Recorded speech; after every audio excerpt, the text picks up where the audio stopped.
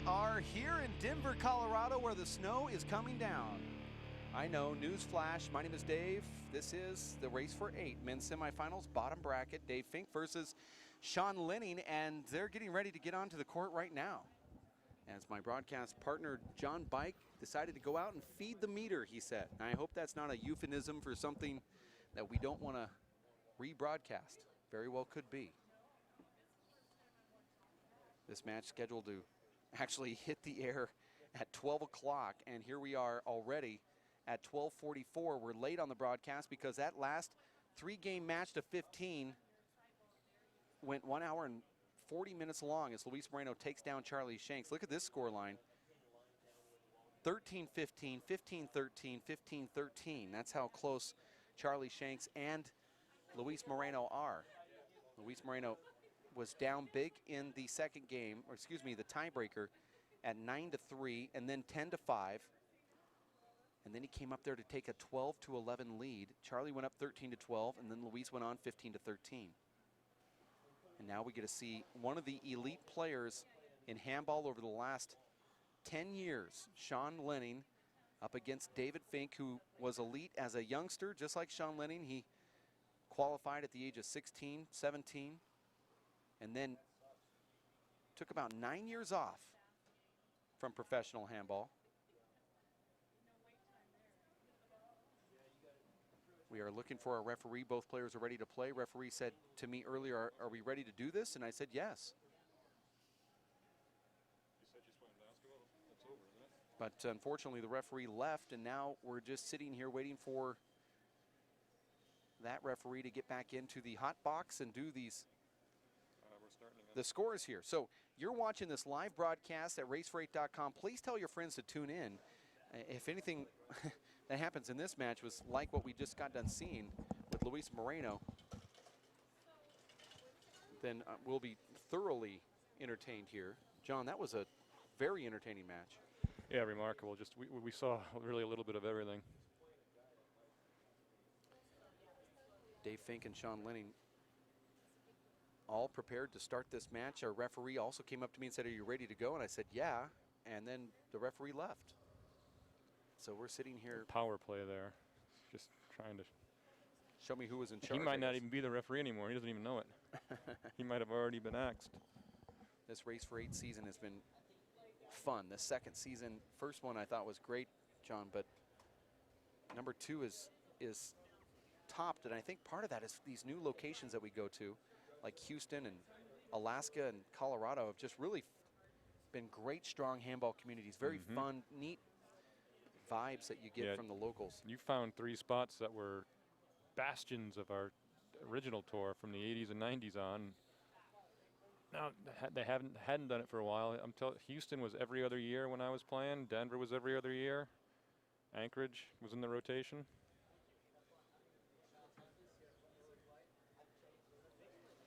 That's just, that dishonesty just eats away at my core. As we lie over $50 like that. We get the announcement from our referee, Emmett Pachot, as he turns on his microphone here, hopefully. That's what I'm searching for, is that microphone to be turned on, and the announcement for these players, as we now see that the referee probably doesn't realize that his microphone's turned off. Sean Lenning's going to serve here.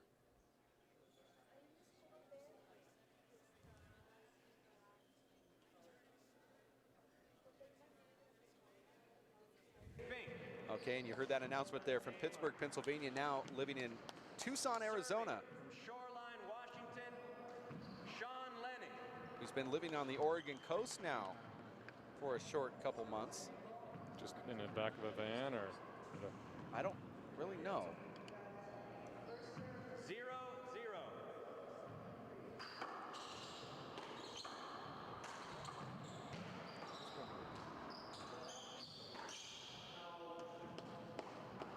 This match beginning like the last one ended. 1-0. Both players tired?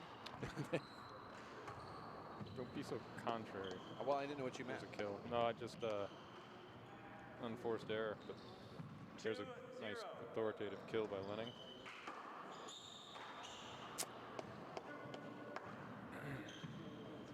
Well, I put the whammy on David last night, I guess. I was very impressed with his recent results.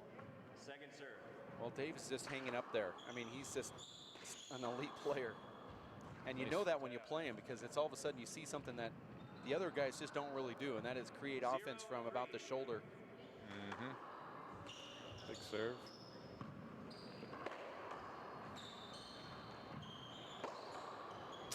Slightly overhit there.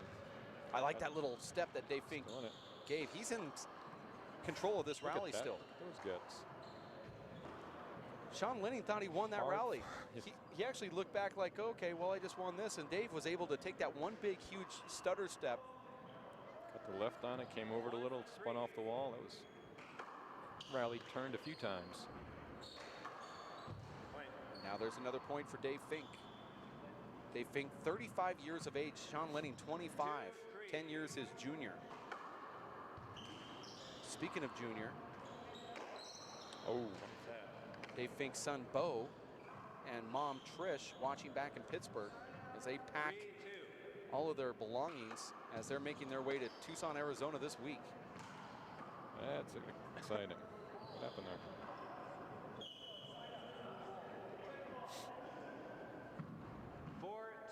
Don't know what happened, but I saw that there was a smile on the referee's face. So Bo Henry will identify himself as a Tucsonian then, not a Pittsburgher. Yeah. That's all he's going to know. 5-2. 5 serves 2. Just over the line.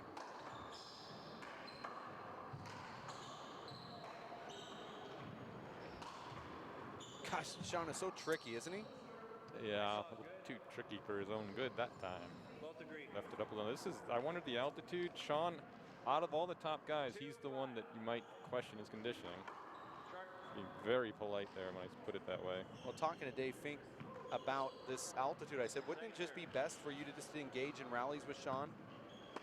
And he said, well, I found out that when I do that, I also end up getting winded, so it's not a smart move for me. Plus, Sean, that looked like it was short.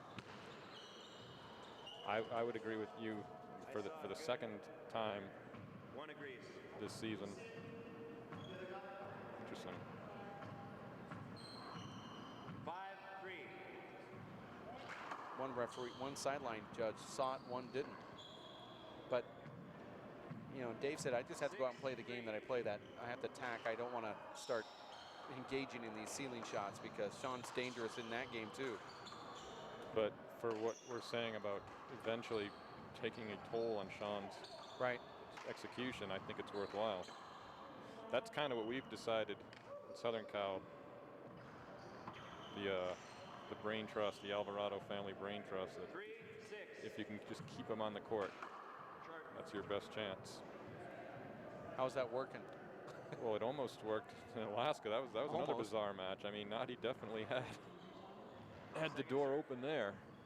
Nadi should have won that match. That's how it almost worked. It's almost working. 4-6. Whoops, wrong point. Side Sean out. just feathers that underhand paddle shot just a couple inches high. Dave Fink shaking his head at himself because it was not 6-4. quite the serve that he wanted to put on there.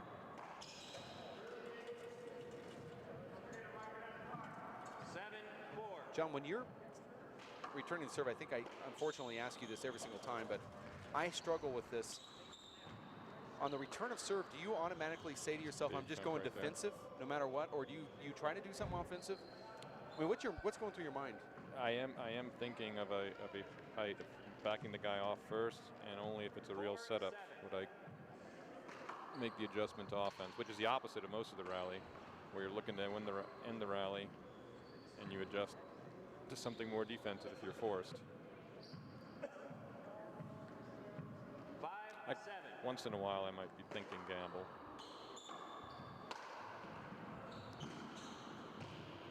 But you're so deep, I saw it good. Both agree. you're just at such a disadvantage at that point. Generally better to try and even the rally out instead of getting it all in one swing.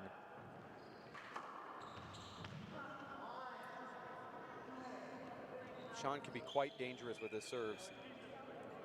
John, you played him and said, I don't want to quote you since you're standing here, but you're talking about his serve sometimes when he just wants to get into that mode of quick serving. He's practically just impossible to read and impossible to get out of the front court. Dave's going to have to call a timeout here soon.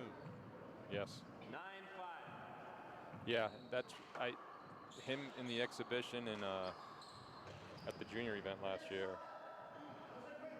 We're gonna let this action unfold. I actually did kind of see you hold up and you had a chance. Ooh, he talked him into it. And ace referee is wrong again because I had already awarded that point. 9-5.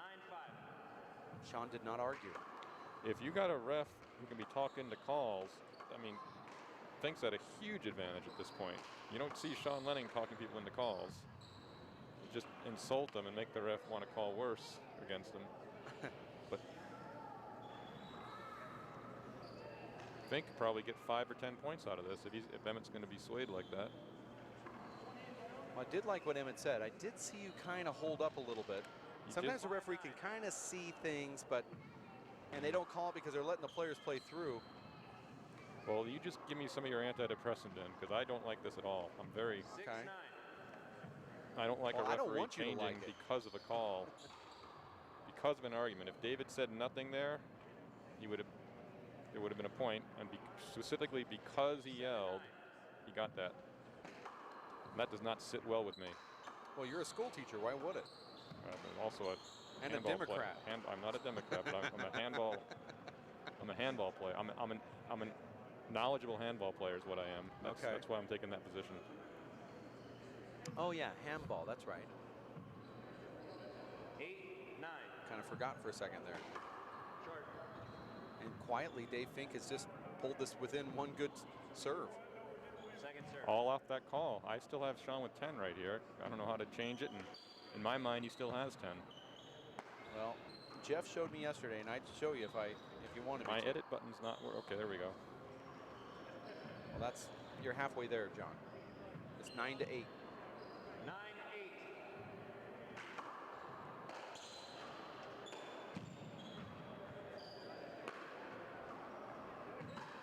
There it is. It's frustrating as a player when you play against somebody that can do that. Yeah. Because you think you're making some pretty good shots. Like a neutral shot. You don't expect all of a sudden, what? The rally's over?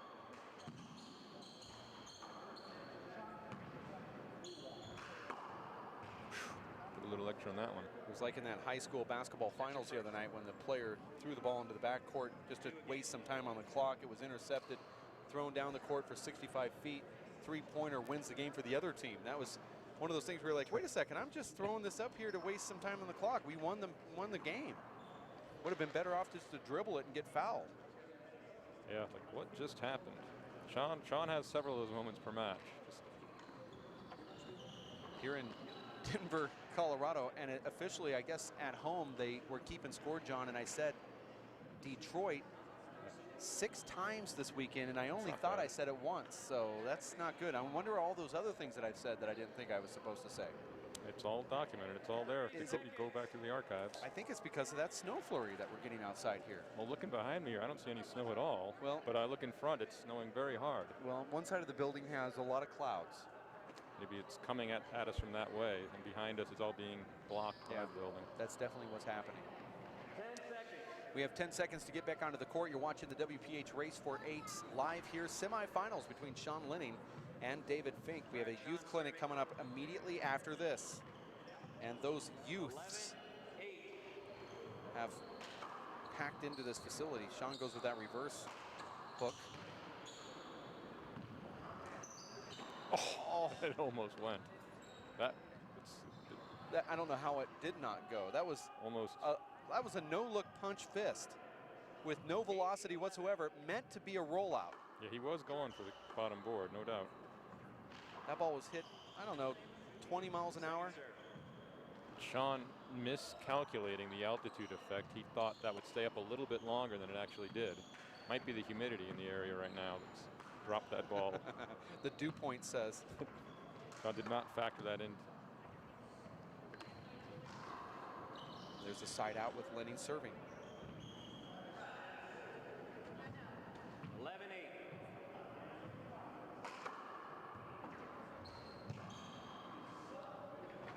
Sean Lenning actually puts a natural hook so hard that Dave has to turn around left-handed, and then Dave just does a little flip up there 2 inches high and gets the side out. 8-11. You know, Dave's favorite serve is that same one that Dan Armijo uses, that Z serve, the hard Z. And Dave said, I just can't do that at all against Sean Lenning. Yeah, I like that shot right there from Dave Fink. Sean goes, dives in, and then floors it. Dave now, I think, up to 10. We're going to 15. This is the first game. This is best 2 out of 3 to 15. Tiebreaker also at 15. Win by 2. Earlier today, Luis Moreno loses 13-15, wins 15-13, and then wins the tiebreaker 15-13 after trailing 9-3 in the tiebreaker. And so we're seeing a lot of close matches, as we should with these elite players in the semifinals. cool.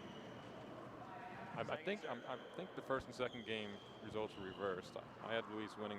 Ace referee has Moreno winning the first game. Yeah, I think I had that backwards.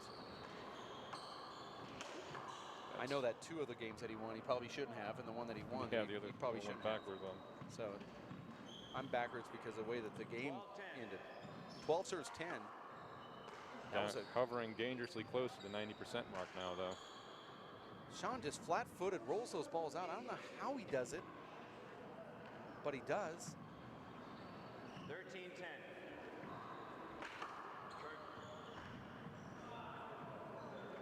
Now, Sean's one of the 8 players that I have on my list of the top 3 best servers Absolutely, yep. in the game. If you didn't expand it to include him, it would have been a meaningless list. Meaningless top 3. And Dave's back in the box.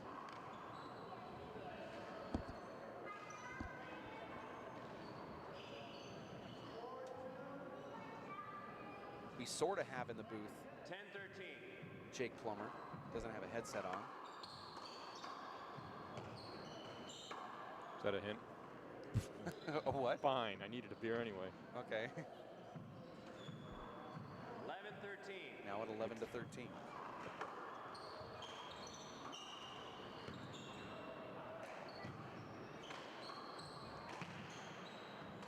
Oh. Wow, now Dave serving here at 12-13, and Sean Lenning calls an immediate walk-off timeout. 13. Hey, Chip. After this game, I'm going to give you this stopwatch. Can you call... Jake Plummer will be in the booth after this first game, John. I don't know if he's replacing you or me, possibly me.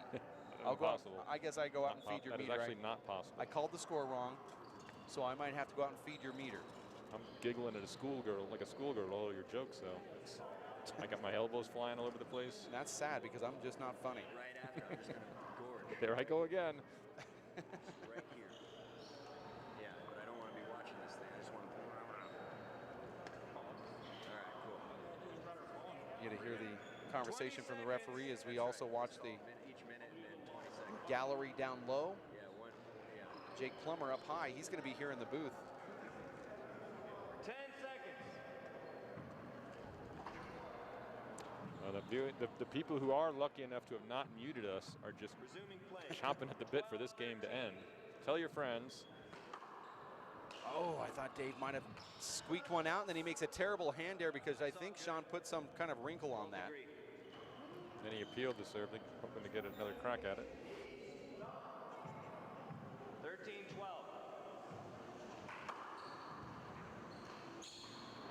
This is where Sean's dangerous. He just knows how to work hooks and ladders. Yeah, he's got so many options at that point. You just 14-12.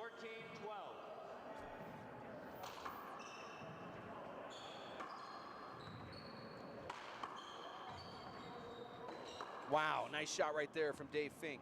hanging in there. Lenning. That was a beautiful back wall flat roll. 12-14. Short. Second serve.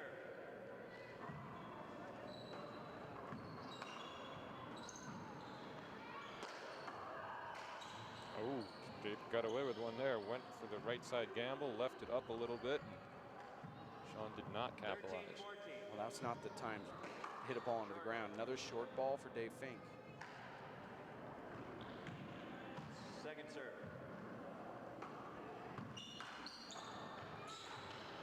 Oh, David did not hear your sound advice there. 14-13. I don't even remember the sound advice. To not hit the ball on the floor at this stage of the game. And he did it twice in a row just to show you. I just can't believe what just happened there. Dave Fink had the momentum coming back. It's so frustrating, and he doesn't even want to leave the court. Just losing 15-13. Let's see what kind of parting shot he gives the referee. None. Just walks out quietly. This is a guy that's just completely unhappy with what just happened. Made a comeback, was unable to hold it, and Sean Lenning takes him down 15-13. We're going to take a break. We'll be back. Stick with us here at racefor8.com.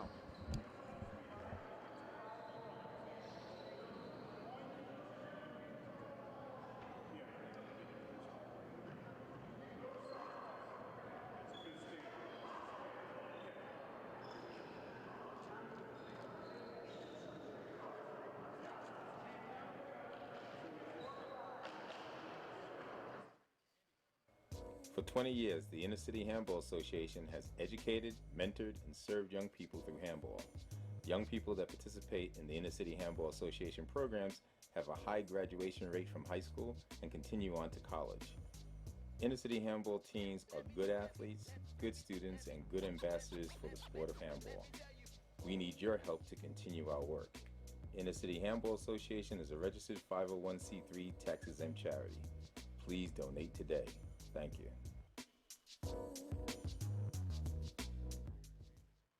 Working and working out takes a lot of energy. That's why I drink Zenergy. Feeling fantastic and looking good has never been easier. Science, extreme science for your active lifestyle. Hello, I'm Bruce Fabrizio, inventor of Simple Green. Our non-toxic, biodegradable, all-purpose cleaner works great for cleaning it.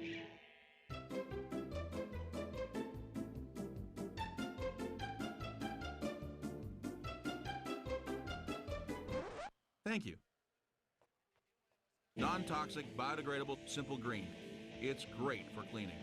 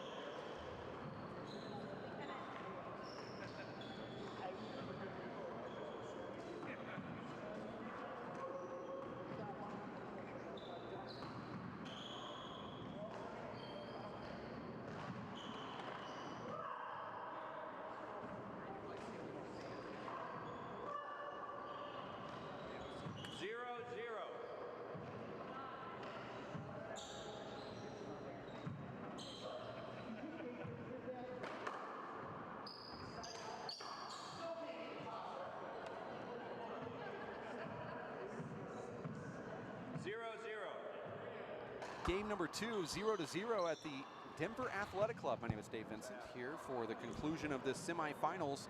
Dave Fink loses the first one 13-15 alongside broadcast partner Jake Plummer, former NFL quarterback for the Denver Broncos and hello everybody, Arizona Cardinals. Now, Jake, you went to college at ASU and you still feel like you have the ties to this kind of region here where you moved up to Idaho, you've been in Denver. You really haven't lived in any other states than Idaho, Arizona, and Colorado, right? Yeah, basically. It's just, you don't get out much. Yeah, I guess I should travel more or move more often maybe, or I don't know. Yeah, I like where I'm at, and lucky to be in an area here where there's some great handball, as you can see. Now you must be itching to get into a handball court. I know you had a recent hip surgery, a second one, and have you played it all, or can you play? What's the doctor say? It's going to take time. Is anybody out there, any fans? I'm sure the people watching play. It's a rough sport. It's hard on your body, and you know, I was a little beat up after playing in the NFL, but I'm getting back in shape. My hips are back to all in good shape and healthy and young feeling again. So in time I'll be there, but I'm not going to rush back, because once you do that, some other weakness will be exposed, and I might be back hurting again. So, you know, obviously I'm itching pretty bad to get in. So trying to learn some good shots while I watch these guys. The score here is 0-3. Second serve. Dave Fink serving. Talk about that good handball. Yesterday we watched that amazing match between Charlie Shanks and Emmett Pichotte, and you were courtside. I was there standing next to you, and that was a great environment, isn't it? It's one of those things where you only tap into that type of energy every now and then. Yeah. And it's truly fun, and that's really, I think, what probably brings you back. Yeah, that definitely was some exciting handball. Just the fact that, you know, Charlie Shanks is such a pure player. Emmett Pichotte is so explosive, and I call him go-go gadget arms, man. That guy seems to have an extra, like, long arm that just kind of extends out and gets the ball. I don't know how he gets it back, but those guys both, neither one of them really should have lost that match. I was just kind of hoping it would continue to keep going on and on, because the fans were having such a great time. And I know that you've played in football games that I know for a fact, even though you could be losing or winning, or didn't really matter, you knew it was fun while you're doing it. Oh yeah, but I always was ready for the game to be over, as long as we had the lead, you know. But when you're behind, you wanted it to last a little longer. But that game, I had a lot of fun playing football, and I know now that playing handball, I do find myself kind of upset when you get to 20, and it's like, dang, if we score, this is over. I got to walk out of the court. I don't want this match to end. So I find that a fault in handball. You know, where you're playing on league night or however it is with a bunch of guys with a cooler full of suds, and you're making trick shots and everyone's having a good time, and then you say it's at 20. I'm going to have to, like, kind of miss my serve here. Yeah, maybe dog one, or if they say, what you guys got, 18? Like, oh, I can't remember what we had. Yeah. What do we got? I can't remember. Nice shot by Fink there. That was could light him up here. He needs to get hot. 1-4. Well, Dave had this type of deficit in the first game and came back and tied it, and you cannot miss those type of shots. Jake, playing at altitude, which you did for so many home games here as the quarterback for the Denver Broncos, did it affect you? I mean, I know you love to throw the deep pass, but also run. Did it affect you any, or does it just affect the opponents that came into town? It affected me when I first got here and started training in, you know, off-season conditioning camp. It really took an effect. By about 1 o'clock, 2 o'clock in the afternoon, I had to go lay down. And I had a headache and just had to sleep. So once you got used to that, though, I think it definitely affected your opponents, because what it seems to do to me when I'd come play handball here and I wasn't living here, at first it really gets you. The first 4 or 5 rallies, you can hardly breathe. And then if you can somehow come down from that and then get your breath back, it doesn't affect you as bad, but it definitely takes its toll. Well, the players look exhausted. I looked at Luis Moreno after his tiebreaker, and I've never seen him look tired before like that. Yeah, it's I've played in these courts a couple times, and there seems to be a lack of oxygen in them somehow. Look at both of these players. Yeah, they're tired. I mean, when was the last time you saw both players? You know, the key at elevation like this is your recovery. You're going to get tired no matter what. But if you can be in well enough shape that you're the recovery between like being gassed and not able to breathe, maybe it takes 10 seconds. All right, I feel better. But if it takes them any longer than that, then you're going to get affected. Yeah, I see these players they try to find reasons to argue. The referee's kind of calling quick serves here, and just it benefits the strong server. These guys really don't waste any time in the box. Jake, are you working with or doing anything with your foundation while you're in the booth talking here during the live broadcast? Anything you'd like to say about the Jake Plummer Foundation or any child or youth programs that you're a part of? Because I always know that you do things with, you know, coaching high school football or maybe even college prospects. What's going on? Well, I'm just now kind of healthy enough to start doing a little more things, being a little more active. And I've worked with Colin Klein, who's from Kansas State, the quarterback getting ready for the draft. And I love that guy. He's a great athlete. You know, he's a kid I'd like to get in the handball court because I think he could benefit from it because he's so big, has great feet. But I started doing that and really had some fun and looking to get back into maybe working with some high school age kids. Not coaching, because full-time coaching, you know, there's just so many demands that take so much time away from you. But working with young kids, giving them something to help them get better, maybe gets one step closer to their dream. Second serve. But the foundation is actually being revamped right now, so. Okay, we'll call screen. I saw it good. I saw it short. Both agree.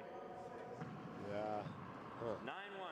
Well, I've never been wrong before. Now, John says I'm wrong 96% of the time, but he's actually brought that down to 94%, which is frustrating. Yeah, that's right. I called the screen. You're right. Second serve.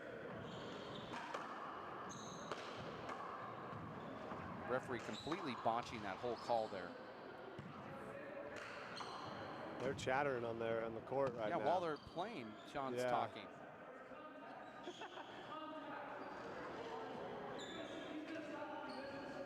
I agree. You were talking. Uh-oh, here we go. Here comes the fireworks that everyone's grown to know and love. And look at the players. They're getting at it now. Now the players are beating on the glass here even. Let's see if there's contact here, Jake. We can listen to the argument while we're watching the... I agree. He wanted it, and if he missed it, I think you would have wanted it, and you would be complaining the opposite. This is the craziest, fastest replay I've ever seen in my life. Wow, Did you catch that? I think there was contact somewhere. Now let's go back live to the court here, and maybe we are live, and they're just off the... There they are.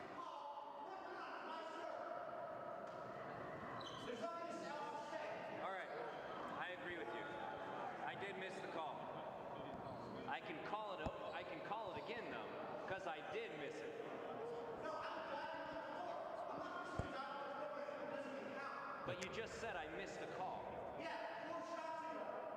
That doesn't really matter. Here's another replay here. This is already after the contact. Let's. All right. Looks like it's. Let's see if there's contact here.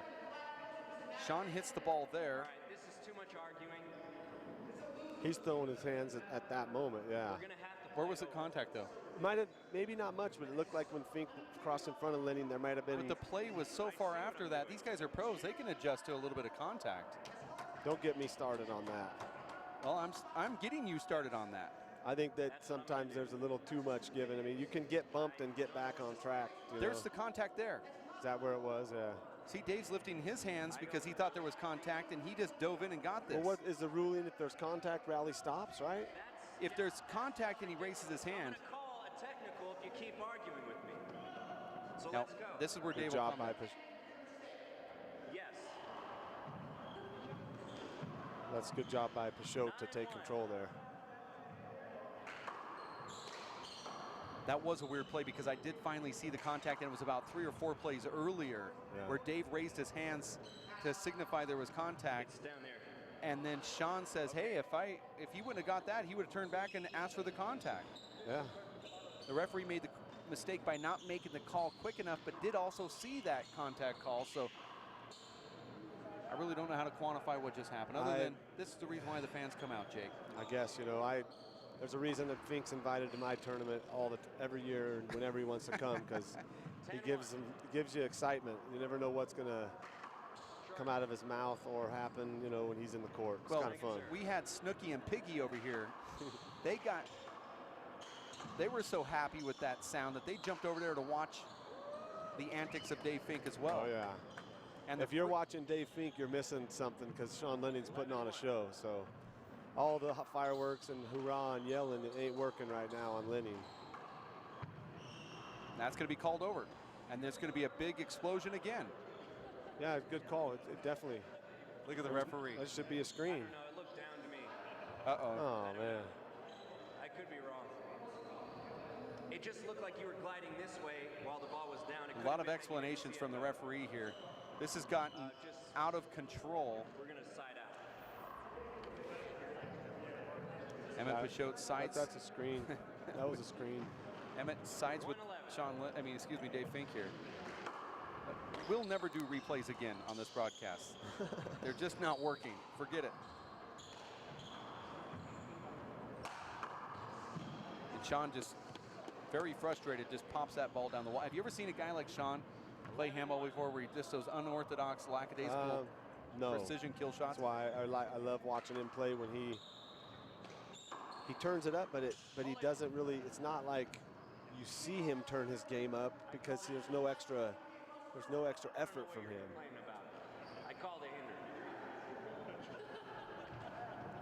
Dave is finding new things to complain about. Yep, that's what I'm doing. I just want you to break your neck.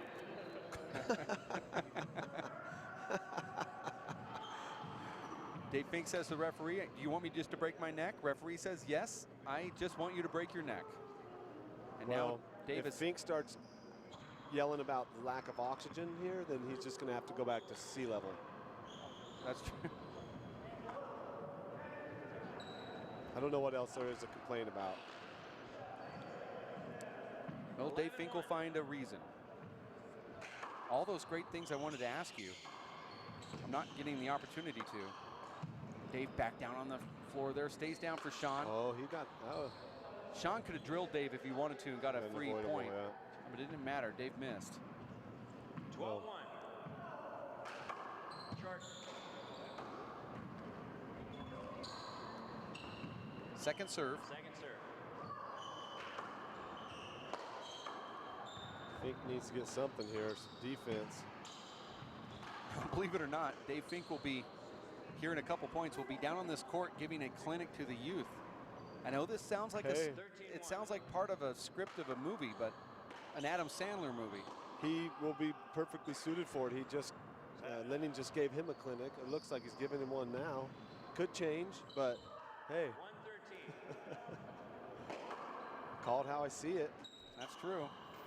I don't want you to come in here and lie. And you know, in defense of Fink, I mean, Lenning's done that to some of the best players in the world, so it's not like this is a shock. I mean, Lenning can do that to 13-1.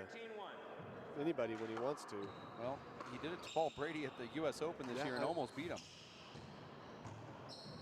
Now Sean's just getting free points here. And now we're at 13-1, Sean Lenning serving. Sean's gassed. 14-1. 14-1, game point and match. Oh, between the legs from Sean. The crowd loves it. And that closes it out. That was unbelievable. And the gallery's up here beating their hands against the glass. And I can almost guarantee you Dave Fink is going to run off the court, come up here really quick and yell at these guys. That's just the way he does it. So get ready for that. Might be the quickest we watch him move. And I usually like to wrap it up before he comes up here, but I'm going to hang out because I want to see it happen. We got a good video here. He's calm, cool, and collected. And I'm surprised. I can't believe he hasn't ran up the steps here to let these guys know how unprofessional that may have looked. What? Oh, yeah, well, they're excited, you know, the people here, the gallery, we want to see good handball. That's why we have the pros here, and that's what we're seeing. Well, you're watching the live continuous coverage of the WPH Race for 8 here in Denver, Colorado. Home, your new home. You live in Boulder. How far away is Boulder? We're talking to Jake Plummer, by the way. About 35 minutes.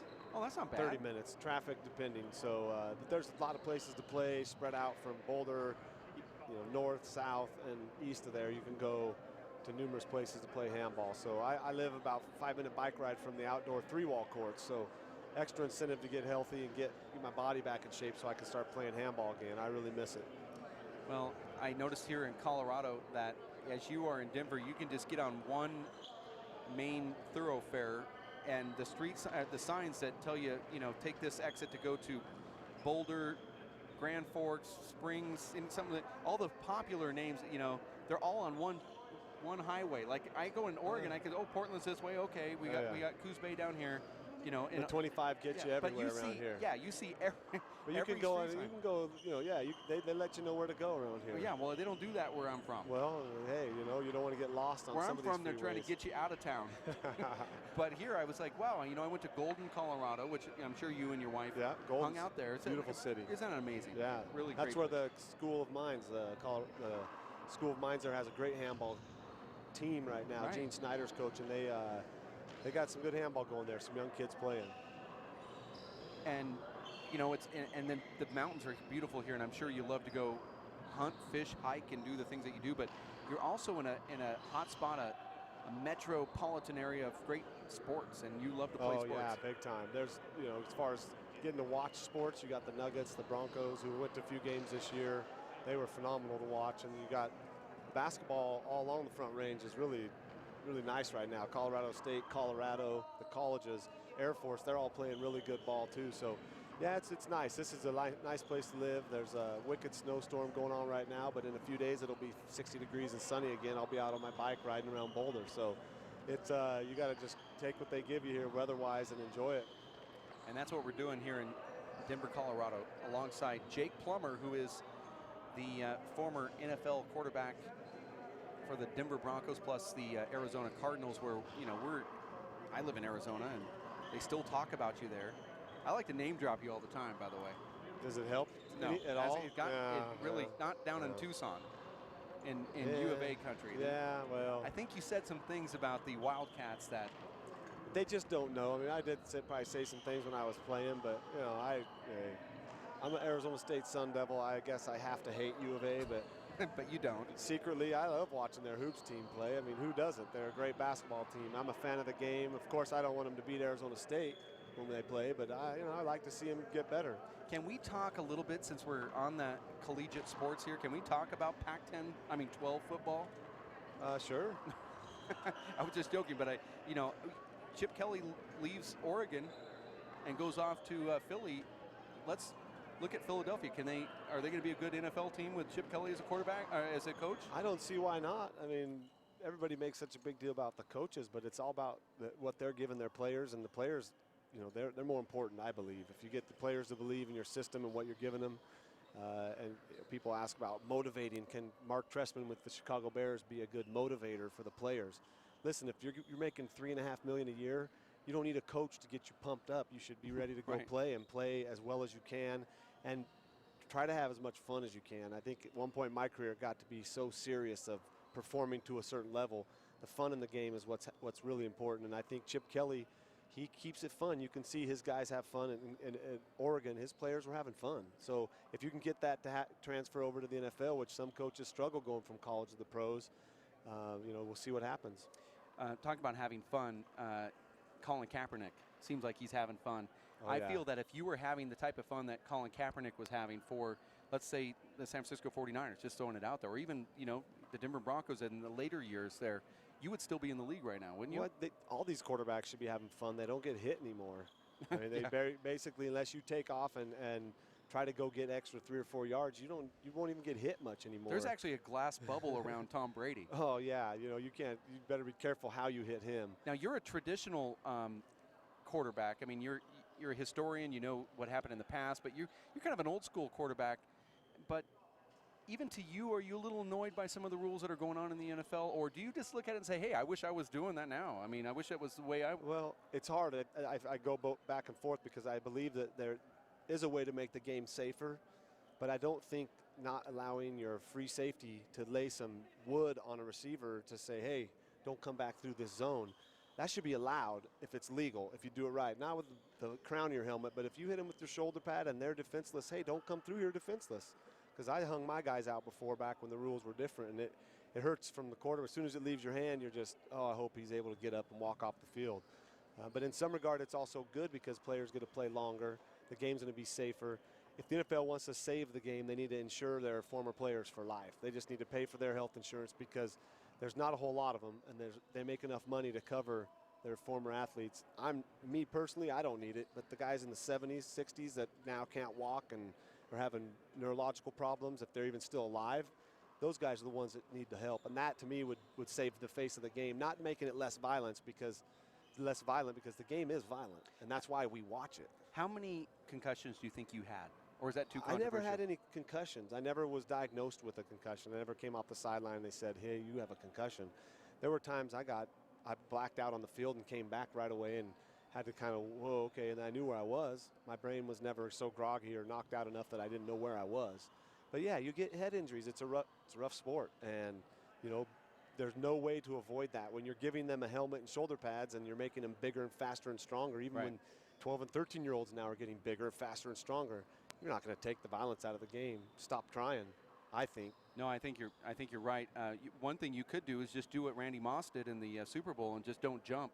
Yeah, just let the ball go fly right over your head to the defensive guy. Yeah, I mean, you could do that. That's how possibly. you can. I mean, he's protecting that season that he won't have next year in the NFL because of that not jumping. Well, I'm not trying to get you to say anything. He's a great receiver. He makes amazing plays, but I've seen him watch a running back run right by him and not block the guy that tackles him. So as a teammate, you take Randy with the good and you have to put up with the bad. And sometimes, like his last career, little bit of his career here, I think there wasn't as much good as there was bad. But hey, he's his own guy. Well, we have some guys in Minnesota right now watching this live broadcast right now, and they've got their 84 jerseys on back home. Oh yeah. Everybody one clap. Okay, you know what I'm talking about. We're gonna say goodbye for now. Jake Plummer, former NFL star, retired early to play handball, and then you got a couple injuries from the past that you just wanted to mend up. Do you think? And I don't want to say, I don't want to, make sure that New York Times or Sports Illustrated calls us and tries to verify this, but do you think that if this last hip surgery didn't happen and you were able to get in top shape, that you would think about throwing a football again? I would think about it until the thought got down to my first cervical vertebrae right here, and then I'd shudder and go, oh, no way. So that's it. That closes the door on that conversation. Oh, yeah. But you think you could do it, though? If they keep dumbing down the violence and letting the quarterbacks have all free reign, then maybe so. Maybe. But so I don't the door just opened a little bit. I don't think I would train hard enough. I don't want to train hard enough. It takes intense training, 5-6 hours a day for a year. I'd have to train. And but didn't you feel a little bit there for about a year or two after Steve Young retired that you're like, he could still play, or even Brett Favre, he can still technically play in the league. Do you still think that you can technically play in the league if you got into, if somebody put? I don't think I could get in good enough shape to play in the league. Right. Just to be honest with you, I wouldn't want to get in that shape again. I wouldn't want to lift weights and put weight on my frame. I've changed the way my frame is now. I need to drop some pounds so that my body can play some handball someday. Right. I don't know. Pro football, no. Pro handball, no. But get to play with the pro in a doubles game, yeah. Cool. Okay. I'm good with that. Thanks for stopping by the booth. No, thank you, Dave. Jake Plummer, we're going to be back for the youth clinic coming up right around the corner. You stick with us here as we broadcast live at racefor8.com. Are you getting this, honey? Oh, prime time. We are rolling. All right, Mama's gonna bring it home. Mama's gonna bring it home. Okay. Come on, watch this guy. Oh, backwards. Oh, don't. Oh. It went into Bob and Carol's yard. Oh, no? Okay, here it comes. Oh, Mom! Challenge your kids to be active and eat healthy. All right, let's see what you can do. Let's go. They might surprise you. Search We Can for more ideas on how you and your kids can get healthy together. My name is Bruce Fabrizio. In 1975, I invented Simple Green based on 3 principles. It had to be safer to use, it had to work, and it had to be completely made in America. From generation to generation, Simple Green has been cleaning everything from car engines and tools to kitchen counters and floors. No matter what you clean, indoors or outdoors, clean it with non-toxic, biodegradable Simple Green.